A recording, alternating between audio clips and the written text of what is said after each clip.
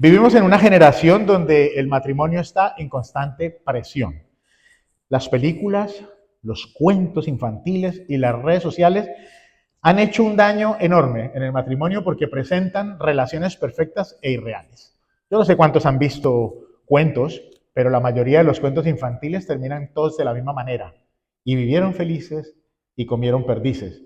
Y uno se casa y entonces se da cuenta de que la vida en el matrimonio no es así, que no es el príncipe azul que vino a rescatar a la princesa y vivieron felices y comieron perdices.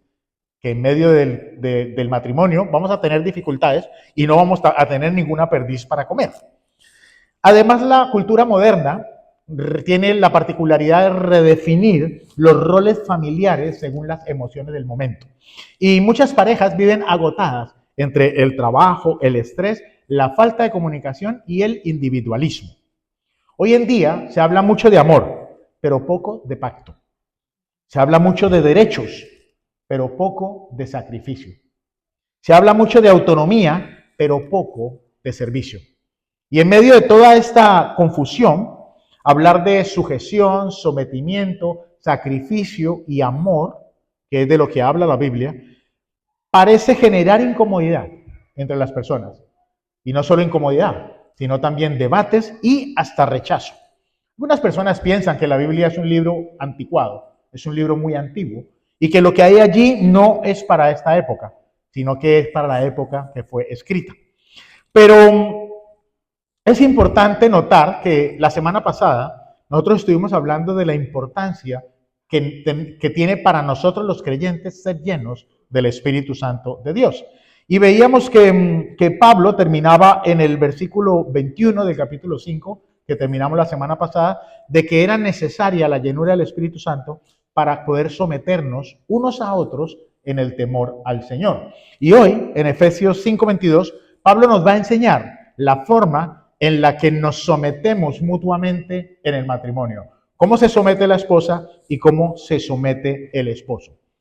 Hay que tener en cuenta que Pablo no está hablando de un sistema de control humano. O sea, aquí no se trata de controlar a nadie, sino que está hablando de un diseño divino que está lleno de amor, gracia y un propósito eterno. No se trata de quién manda en la casa, ni quién tiene la última palabra, sino que es algo más profundo. Y es que el matrimonio debe convertirse en un reflejo del Evangelio de Jesucristo para otras personas. Vamos a ver dos puntos en el sermón que responden a la pregunta de cómo se manifiesta la llenura del Espíritu Santo en el matrimonio, entre los cónyuges, y cómo esa llenura se refleja al mundo. En el primer punto vamos a hablar de la sujeción de las esposas, versículos 22 al 24. Acompáñenme por favor en su Biblia. Dice Pablo: las mujeres estén sometidas a sus propios maridos como al Señor, porque el marido es cabeza de la mujer, así como Cristo es cabeza de la iglesia, siendo él mismo el Salvador del cuerpo. Pero así como la iglesia está sujeta a Cristo, también las mujeres deben estarlo a sus maridos. Y Pablo inicia esta porción pidiéndole a las esposas que se sometan o se sujeten a sus propios maridos en la misma manera en lo que lo hacen al Señor. Pero antes de proseguir, quisiera hacer énfasis en varias cosas. Primero, Pablo le dice a las esposas que se sometan, pero está hablando de una sujeción que es voluntaria, realizada por amor al Señor y por amor al esposo. La sujeción de las mujeres es a su propio marido, no es al marido de otra mujer, ni a todos los hombres.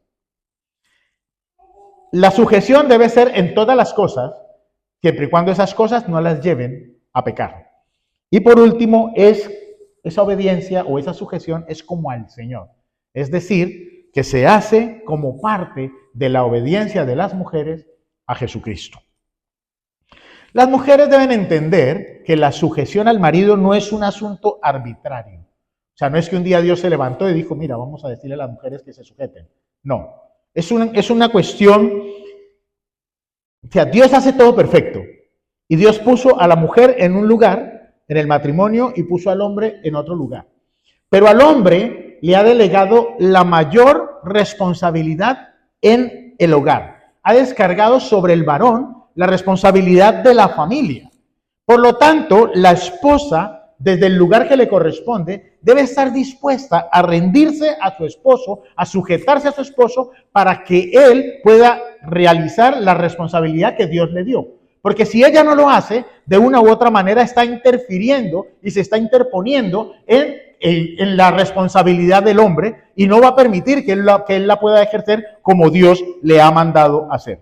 Y esto es muy interesante porque en la actualidad uno ve miles de matrimonios que aparentemente están funcionando bien, pero no funcionan como Dios manda. Yo hablaba esta mañana con los hermanos del Este, con una pareja, y le decía, yo conozco un matrimonio donde tú los ves y dices, wow, yo quisiera ese matrimonio, pero su corazón está lejos de Cristo.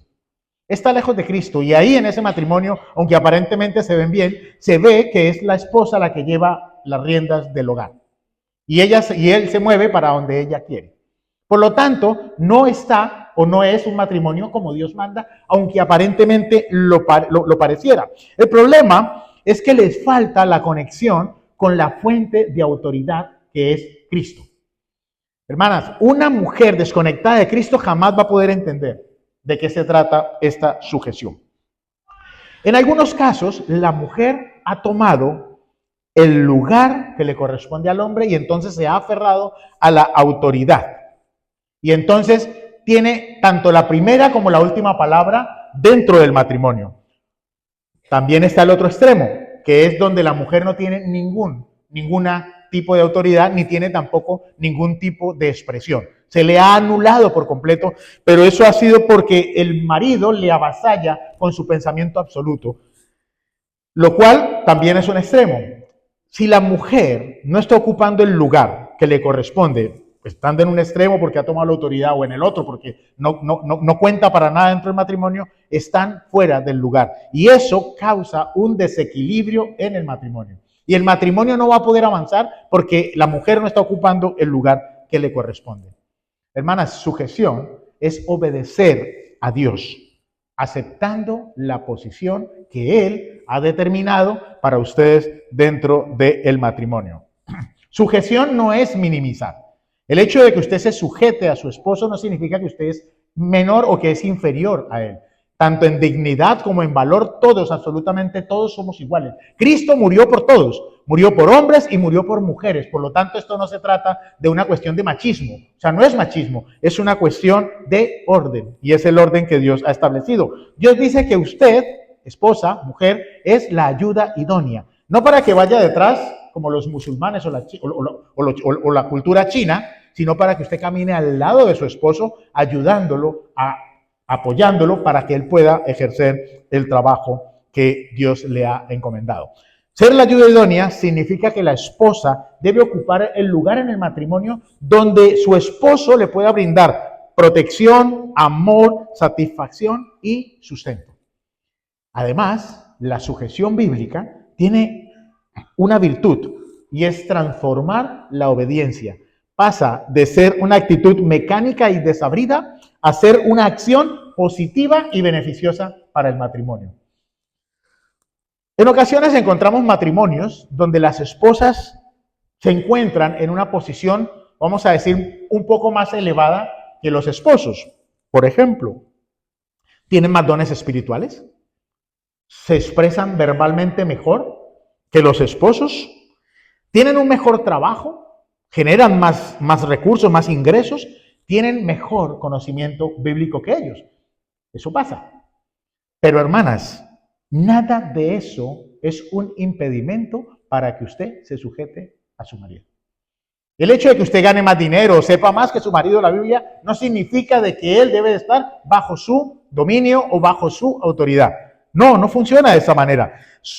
Sujetarse al marido o sujetarse al esposo es incondicional. No depende de las circunstancias. No depende de si mi marido hace esto o hace lo otro. No depende absolutamente de nada. Es un acto de obediencia que solo depende de la voluntad del Señor. Y la voluntad de Dios es buena, es perfecta y es agradable para todos. En el versículo 23, Pablo nos dice la razón por la cual las mujeres se deben sujetar. Y dice, porque el marido es cabeza de la mujer, así como Cristo es cabeza de la iglesia, siendo él mismo el Salvador del cuerpo. En otras palabras, lo que Pablo quiere es que la esposa se sujete voluntariamente a su esposo, porque Dios lo puso como cabeza suya. Pero ¿sabe cuándo se entiende eso correctamente, queridas hermanas? Cuando usted tiene una relación íntima con Cristo. Si usted no tiene una relación íntima con Cristo, jamás va a poder entender este concepto. Va a pensar lo que el mundo le está vendiendo, que sujeción y sumisión es inferioridad. No lo va a poder entender, necesita conectarse con Cristo. Porque naturalmente nosotros podemos observar que la cabeza no existe para aplastar el cuerpo. No existe para aplastar, está sobre el cuerpo, pero no lo aplasta. No lo aplasta. Y el cuerpo tampoco lucha contra la cabeza para desprenderse de ella, sino que juntos trabajan, cooperan para que el cuerpo, el conjunto del cuerpo pueda funcionar bien. Y es la misma analogía para el matrimonio, hermanas. Hay una cabeza, sí, y hay una ayuda idónea también, pero juntos funcionan bien y pueden sacar adelante esa integridad o esa identidad que se llama matrimonio. Pablo resume el mensaje de las esposas en el versículo 24. Así como la iglesia está sujeta a Cristo, también las mujeres deben estarlo a sus maridos en todo. Pablo está hablando de una sumisión que es motivada no solo por la convicción de que lo que estoy haciendo es correcto, o no, yo me sujeto porque Dios lo manda en su palabra. No, esa no es la realidad, sino que tiene que ser es una manifestación del amor mío, en este caso de las mujeres, como respuesta al amor que Cristo les ha dado al morir por ustedes en la cruz del Calvario. Entonces, en respuesta de ese amor, ustedes obedecen a Cristo sujetándose a los esposos. La sujeción no puede ser parcial. Una esposa no se puede sujetar a su marido cuando le conviene. Cuando mis deseos se alinean a los deseos de mi esposo, entonces ahí estamos en unidad, estamos en común acuerdo, entonces ahí sí. Pero de lo contrario, no. La Biblia dice que debe ser en todo. La sujeción debe ser en todo. No podemos malinterpretar y pensar que es en absolutamente todo. No. Como dije al principio, cualquier cosa que usted haga no puede ir en contra ni de los principios morales ni de los principios espirituales de Dios. Porque recuerden que todas las cosas que ustedes hagan, mujeres, deben glorificar a Dios. Todas, por encima de las cosas del matrimonio. Para las esposas cuyos maridos no son creyentes, porque claro, Pablo ahora les está escribiendo a la iglesia de Éfeso, está hablando a las esposas de Éfeso que son creyentes. Pero ¿y qué pasa con aquellos matrimonios donde las mujeres, que en su mayoría son creyentes, y los esposos no, o al contrario? Pablo dice, asimismo vosotras mujeres, Pedro, asimismo vosotras mujeres, estad sujetas a vuestros maridos, de modo que si algunos de ellos son desobedientes a la palabra, puedan ser ganados sin palabra alguna por la conducta de sus mujeres, al observar vuestra conducta casta y respetuosa. Hermanas, su testimonio tiene dos vías. O le sirve de testimonio a su marido, confiando de que en el Señor el marido se va a convertir y va a llegar a los pies del Señor y va a reconocer lo que hay de Cristo en usted, o le sirve al contrario, para que él no quiera saber absolutamente nada de Cristo. Entonces dependerá de usted. Si su marido es inconverso, mantenga una conducta, como dice Pedro, casta y respetuosa. Esposas, se están sometiendo a sus esposos de la misma manera en la que lo hacen al Señor. Dejamos a las esposas a un lado para que no me miren mal. Y ahora vamos a hablar a los esposos. Y a mí siempre que leo este pasaje o lo enseño, siempre me llama la atención que Pablo le dedica 2, 3 versículos a las mujeres, pero luego le dedica 6 a los hombres. Y esto a mí me dice mucho, porque significa que la responsabilidad de los hombres es mayor que la responsabilidad que Dios les ha delegado a las mujeres en el matrimonio. Acompáñenme en su Biblia, Efesios 5, 25 al 30. Maridos, amad a vuestras mujeres, así como Cristo amó a la iglesia y se dio a sí mismo por ella, para santificarla, habiéndola purificado por el lavamiento del agua con la palabra, a fin de presentársela a sí mismo una iglesia en toda su gloria, sin que tenga mancha, ni arruga, ni cosa semejante, sino que fuera santa e inmaculada. Así también deben amar los maridos a sus mujeres, como a sus propios cuerpos. El que ama a su mujer, a sí mismo se ama. Porque nadie aborreció jamás su propio cuerpo, sino que lo sustenta y lo cuida, así como también Cristo a la iglesia, porque somos miembros de su cuerpo.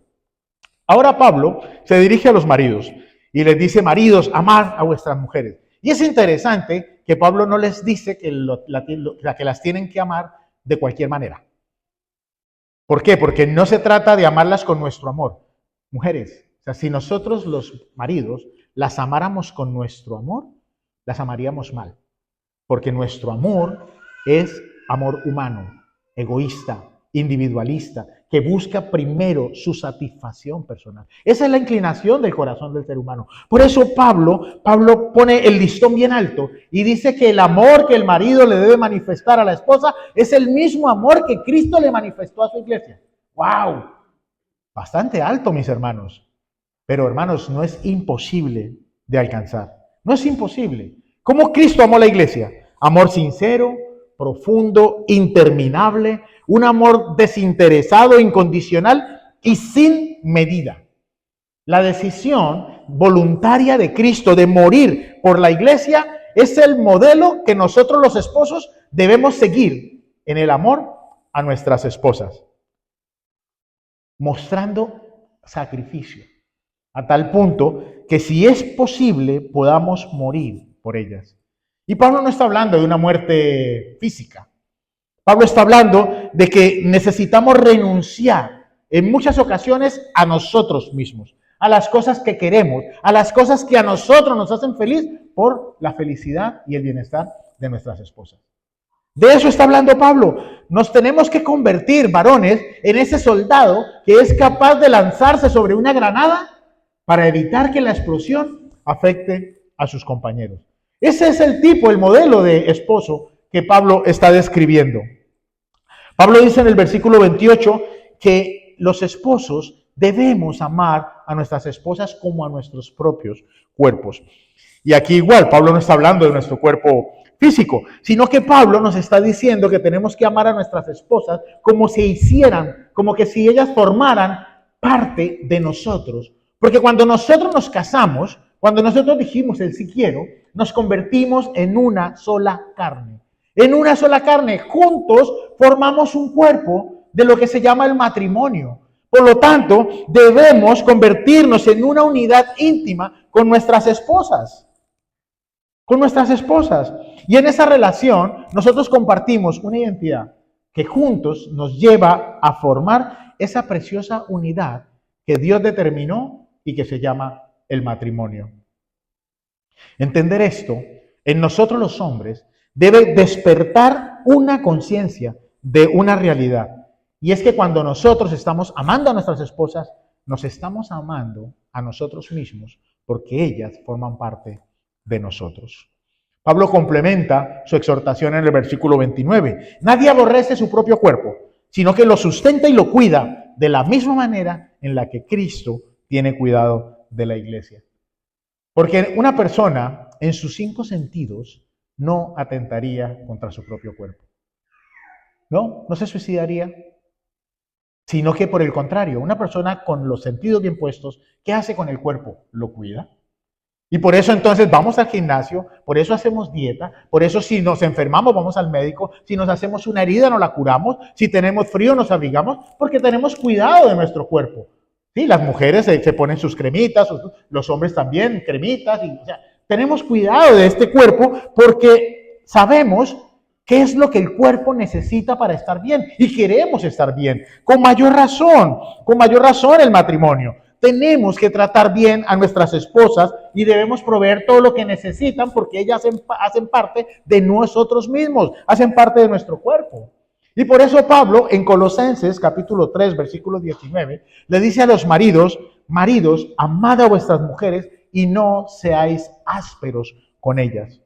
En otras palabras, Pablo le está diciendo a los maridos que traten a sus esposas con amabilidad, utilizando palabras suaves y que sean delicados en el trato que tienen con ellas. Pedro, capítulo 3, versículo 7, Pedro nos exhorta: vosotros maridos igualmente vivid con ellas sabiamente, dando honor a la mujer como a vaso más frágil y como a coherederas de la gracia de la vida, para que vuestras oraciones no tengan estorbo. Y a mí este pasaje me encanta, hermanos, porque no dice como a vaso frágil, sino como a vaso más frágil. El más frágil que usted se pueda imaginar. ¿Por qué? Y nos dice, porque ellas son hijas de Dios, coherederas de la gracia de Dios. Y hay una advertencia. Si nosotros, los esposos, no tratamos bien a nuestras esposas, nuestras oraciones se ven frustradas, nuestras oraciones se ven estorbadas. Por esa razón, maridos, esposos, muchas de nuestras oraciones no son respondidas por el trato que le estamos dando a nuestras esposas. La meta del matrimonio no es que las esposas se sujeten a los esposos. La meta del marido es que nuestra esposa crezca en ese proceso de santificación, para que Dios continúe perfeccionándola. Nosotros no podemos coaccionar a nuestras esposas para que se sujeten. Nosotros no podemos coaccionar a nuestras esposas para nada. Pero sí podemos hacer algo, que es orar constantemente para que Dios le permita a nuestras esposas entender la palabra de Dios, para que ellas puedan tener una conexión íntima con Jesucristo. Y lo segundo que tenemos que hacer es modelarles el Evangelio. Porque ninguna mujer se va a sujetar a un hombre que no le demuestra amor, que no le demuestra sacrificio, que no le demuestra que la ama de la misma manera en que Cristo ama a la iglesia. Y esto evita dos errores en el matrimonio, especialmente en el liderazgo del esposo. Una es ser machista y decir, aquí en esta casa se hace lo que yo dije y punto, yo soy la cabeza y ya está. Y lo otro es, aquí en mi casa yo tengo la última palabra, sí señora, porque lo que mi esposa diga es lo que yo hago.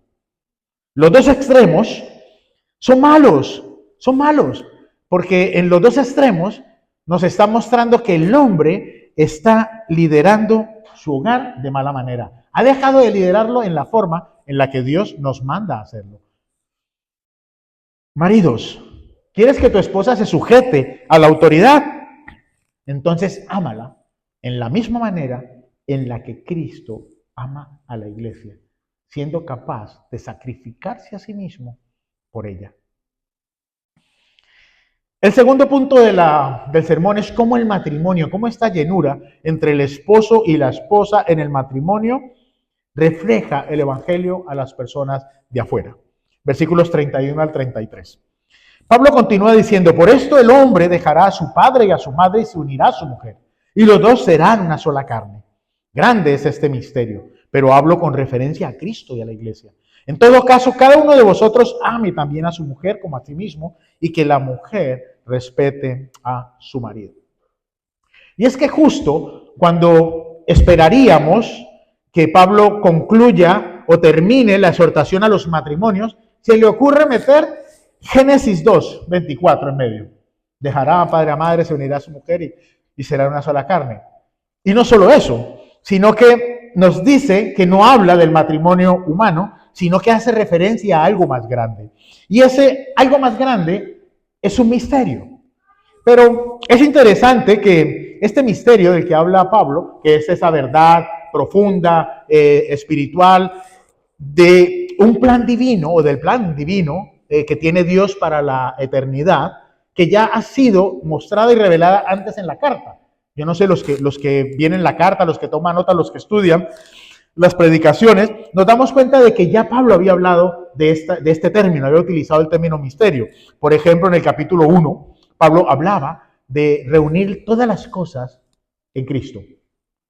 En el capítulo 3 también hablaba de hacer una sola familia, judíos, gentiles, los de aquí, los de allá, los que estaban dentro y los que estaban fuera. Pero ahora en el capítulo 5, Pablo utiliza la misma palabra, misterio, pero es interesante que ya no habla de categorías cósmicas ni de cosas cósmicas, sino que utiliza esa palabra para meterse en el hogar.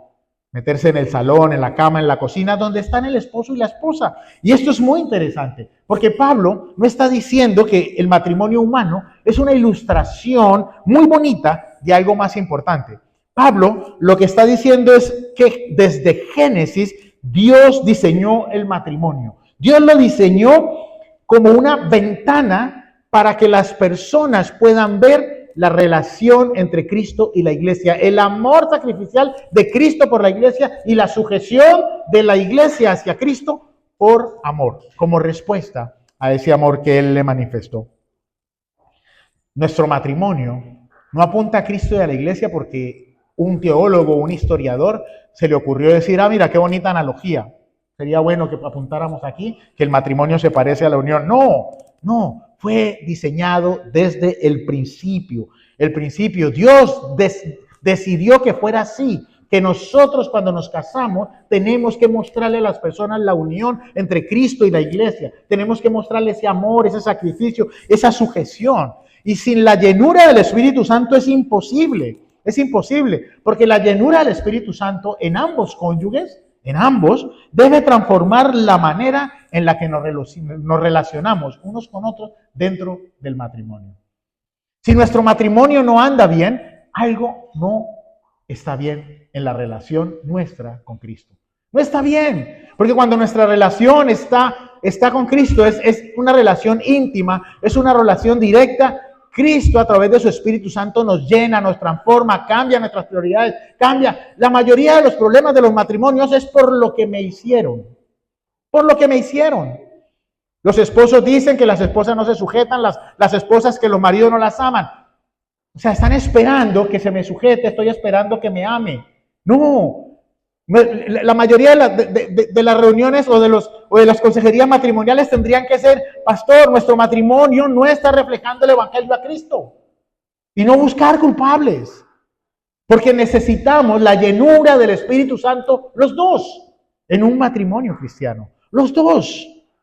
Un matrimonio podría compararse como una chimenea. Cuando el fuego está vivo, ¿qué hay? Calor, hay luz, hay un ambiente agradable y también las personas se quieren acercar. Pero cuando el fuego se apaga, en una chimenea, ¿qué viene? El frío, oscuridad, cenizas y mucha distancia. El Espíritu Santo es como ese fuego en el hogar. Porque un matrimonio lleno del Espíritu Santo mantiene la estabilidad del hogar, aún en medios difíciles. Son capaces de depender de Dios cuando llegan los problemas. Produce paz en sus corazones en medio de las tensiones, porque Cristo está presente.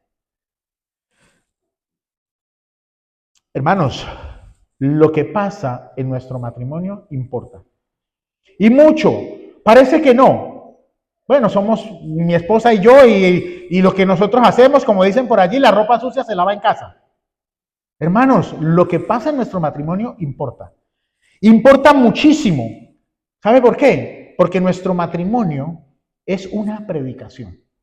Cuando tu hijo o tu hija debe perdonar a tu esposa o a tu esposo, está viendo a Cristo. Está viendo el poder del evangelio transformando tu vida. Cuando tu vecino te ve amar a tu marido o amar a tu esposa, están viendo el poder del evangelio que es capaz de transformar nuestro amor egoísta y convertirlo en un amor sacrificial, donde yo busco la satisfacción y la felicidad y el mejorestar de mi esposa y ella busca lo mismo para mí. Entonces, si mi preocupación es mi esposa, la preocupación de mi esposa soy yo, nuestro matrimonio está destinado a tener éxito. Pero el problema es que normalmente buscamos nuestra satisfacción, nuestra felicidad, y entonces allí empiezan los problemas.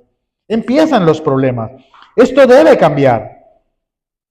Debe cambiar por completo nuestra perspectiva del matrimonio, porque el matrimonio tiene un propósito aquí en la tierra y no es mi felicidad, ni la felicidad de mi esposa. El propósito del matrimonio es que se debe convertir en el medio mediante el cual las personas que están allá afuera pueden ver el poder transformador de Jesucristo a través de nuestras vidas. Ese es nuestro propósito como matrimonio. No es la felicidad, no es tener hijos, no es que nuestros hijos tengan 4 o 5 casas, no es dejarle dinero, no. El propósito del matrimonio cristiano es reflejarle el evangelio a las personas que están allí afuera. Y Pablo concluye esta disertación de la misma manera que empezó, pero invirtiendo el orden, lo cual a mí me llamó mucho la atención. Porque ahora, en lugar de decirle mujeres sujétense a sus maridos, le dice a los maridos, maridos, en todo caso, cada uno ame a su mujer como a sí mismo. Y luego le dice a la mujer respete a su marido, a su esposo, como la cabeza del hogar. Hermanos, el matrimonio refleja verdaderamente el evangelio cuando hay perdón, cuando hay paciencia, cuando hay fidelidad, cuando no hay rencor y cuando hay sacrificio. Perdón, paciencia, no hay rencor, fidelidad y sacrificio. Para terminar, unas recomendaciones para los esposos. Marido, lidere con humildad. Ore con y por su familia. Arrepiéntase rápidamente, no guarde rencor. Y ame más de lo que exige. Ame más de lo que exige. Esposas, apoyen el liderazgo de su marido. Cautiven un espíritu apacible. Respeten a sus esposos. Confíen en el diseño de Dios. No tienen por qué sentirse inferiores o sentirse en una menor posición por el simple hecho de que la Biblia les mande a apoyar, a ayudar, a hacer ayuda idónea, a sujetarse a sus esposos. Confíen en el diseño de Dios. Para los solteros, espero que no se me hayan asustado. Espero que no se hayan asustado los solteros. No vean el matrimonio como algo horrible. El matrimonio es algo hermoso, es algo que Dios ha diseñado. Tampoco lo vean como el fin de la vida, ni como un ídolo. Si usted está sobre los 30 y no se ha casado, no se preocupe. No se preocupe, no hay afán. No hay afán. Apunte bien. Creo que ya lo dije una vez desde este púlpito. Apunte bien, porque la persona que usted escoja es la persona con la que usted va a pasar el resto de su vida. Y si usted no apunta bien, luego vendrán los arrepentimientos, luego vendrá... ¿A qué le voy a contar? Apunten bien, oren, conozcan bien al que va a ser su esposo, que sea un buen hombre, que sea una persona que le ame, una persona que ame a su familia, una persona que ame a Dios, que se ame a sí mismo. Porque si una persona, un hombre o una mujer no es capaz de amarse a sí mismo, no es capaz de amar a otros, jamás va a poder amarle a usted de la manera en la que Dios lo demanda. Recuerden, solteros, que el matrimonio no es el fin, es algo temporal. Nosotros estaremos casados con mi esposa para la gloria de Dios. Este año vamos a cumplir 34 años si el Señor no viene antes o no nos llama a su presencia. Pero no es el fin. Entendemos que ese matrimonio de nosotros tiene un fin. Y es hasta que la muerte nos separe o hasta que el Señor venga. Cualquiera de los dos que sea primero, ahí terminará nuestro matrimonio. Por lo tanto, no es eterno. Pero todo lo que ustedes, solteros, construyan en Cristo, eso permanecerá para siempre. Para siempre. Matrimonios en conflicto. Este pasaje no nos llama a la perfección instantánea. O sea, creo que ninguno de los que estamos aquí es perfecto. Ninguno de los que estamos aquí tenemos un matrimonio perfecto. Pero se trata de un arrepentimiento continuo, de una conciencia y una dependencia total de la gracia de Dios. Porque el Evangelio, el mismo Evangelio que tiene el poder para salvar a los pecadores, tiene el mismo poder para restaurar los corazones, transformar las mentes y restaurar los matrimonios que se encuentran en dificultad. Y aquí hay para todos, porque a lo mejor aquí hay viudas, separadas, etcétera, etcétera, etcétera. Personas que han decidido quedarse solteros o solteras por el resto de la vida. Para ustedes, yo creo que Pablo nos ha dado instrucciones poderosas para que podamos aconsejar a otros que quieran embarcarse o se hayan embarcado en este barco que se llama el matrimonio. Y que nosotros podamos decirles que hay esperanza, que con Cristo es posible peinar canas. Con Cristo es posible llegar hasta que la muerte nos separe. Pero solo con Cristo, hermanos. Si quitamos a Cristo de la ecuación, O sea, créame, hermanos, créame que los matrimonios no duran. No duran, porque solamente el amor de Cristo es el único que te puede ayudar a entender la palabra. Y cuando tú entiendes la palabra de Dios, entonces tu mente y tu pensamiento es transformado. Y cuando tú lees, por ejemplo, el amor es capaz de cubrir multitud de faltas. Tú dices, wow, tengo que obedecer al Señor. Y entonces el amor, y no es nuestro amor, porque nuestro amor es vengativo. Nuestro amor no cubre absolutamente nada. Es el amor que Cristo depositó en nuestros corazones. Ese amor de Cristo en nosotros es capaz de cubrir multitud de faltas. Hermanos, este es el mensaje de Dios para nosotros. Yo espero, matrimonios, que ustedes hayan sido exhortados en el Señor y que los solteros no se me hayan desanimado. El matrimonio es lo mejor que nos puede pasar a un hombre y a una mujer. A no ser que usted tenga el don de contingencia y diga, no, yo no me quiero casar, ni me hace falta absolutamente nada de lo que el matrimonio me pueda ofrecer, lo cual también es respetable. Porque Pablo dice, o sea, si alguno no tiene el don, pues que se quede soltero. Y es más, él sugiere que nos quedemos como estamos, ¿no? Si cuando vinimos al Señor estamos solteros, quedémonos solteros. Pero entiendo que esto hace parte también de la vida. O sea, todos necesitamos experimentar este tipo de relaciones que son, vuelvo y repito, no son malas, son buenas en el Señor. Pongamos por obra la palabra, maridos, apriétense el tornillo. Mujeres, apriétense el tornillo para que su matrimonio funcione bien. Porque si no nos regimos al Evangelio, nuestro matrimonio va a fracasar. Va a fracasar. Y entonces le estaremos diciendo a nuestros hijos, le estaremos diciendo a nuestros vecinos que el poder de Dios no es suficiente para transformar las vidas, que el poder de Dios no es suficiente para transformar los corazones y para rescatar los matrimonios. Vamos a orar.